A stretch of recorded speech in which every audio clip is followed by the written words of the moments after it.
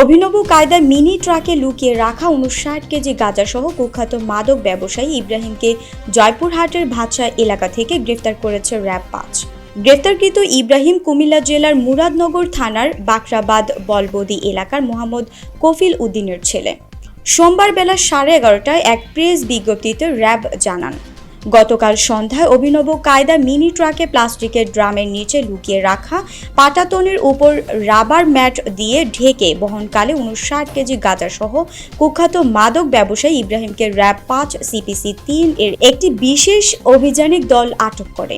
সে দীর্ঘদিন যাবৎ কুমিল্লার সীমান্তবর্তী অঞ্চল হতে গাঁজার চালান সংগ্রহ করে আইনশৃঙ্খলা বাহিনীর চোখে ফাঁকি দিয়ে মিনি ট্রাকে প্লাস্টিকের ড্রামের নিচে লুকিয়ে রাখা পাটাতনের উপর রাবার ম্যাট দিয়ে ঢেকে বহন করে দেশের বিভিন্ন অঞ্চলে গাঁজা সরবরাহ করে আসছিল এবং সে চিহ্নিত মাদক ব্যবসায়ী ও মাদক মামলার আসামি।